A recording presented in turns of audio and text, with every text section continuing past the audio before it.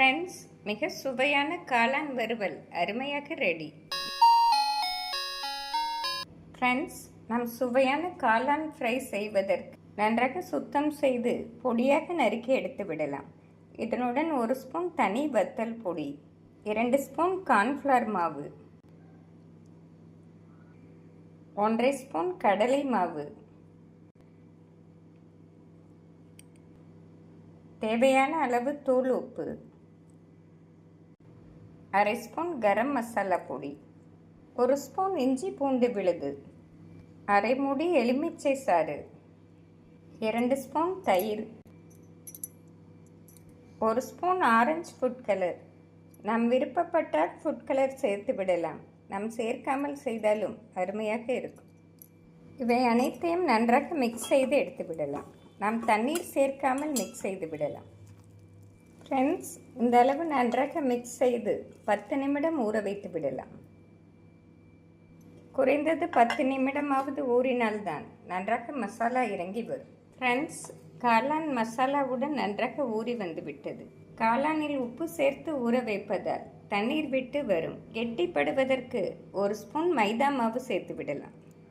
மைதா மாவு சேர்த்து ஒரு முறை மிக்ஸ் செய்து எண்ணெயில் பொரித்து விடலாம். எண்ணெய் நன்றாக சூடானதும் உதிரியாக காளானை போட்டு விடலாம். நாம் மீடியம் ஃப்ளேமில் வேக வைத்து எடுத்து விடலாம்.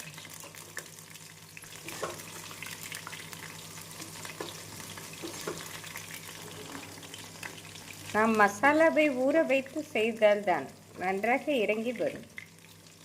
4 நிமிடத்திலே மொறுமொறுப்பாக ரெடியாகிவிடும்.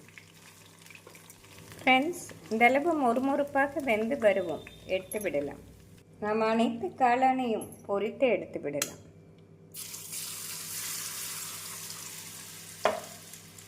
ஃப்ரெண்ட்ஸ், நம் குழந்தைகள் லஞ்ச் பாக்ஸ் கொடுத்து விட வேண்டும் என்றால் முதல் நாள் இரவே நாம் ஊற வைத்து ஃப்ரிட்ஜில் வைத்து விடலாம். காலையில் 2 ஸ்பூன் மைதா மாவு சேர்த்து மிக்ஸ் செய்து பொரித்து எடுத்து விடலாம். ஃப்ரெண்ட்ஸ், மிக சுவையான காளான் வறுவல் அருமையாக ரெடி. இதே முறையில் நாம் செய்தோம் என்றால் ஹோட்டல்களில் கிடைக்கும் மஷ்ரூம் ஃப்ரை போலவே மிக சுவையாக இருக்கும். இதை ஈவினிங் ஸ்நாக்ஸாக குழந்தைகளுக்கு கொடுத்தாலும் விரும்பி சாப்பிடுவார்கள்.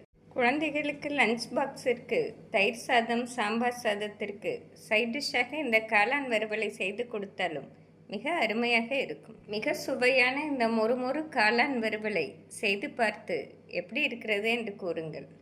Thank you, friends.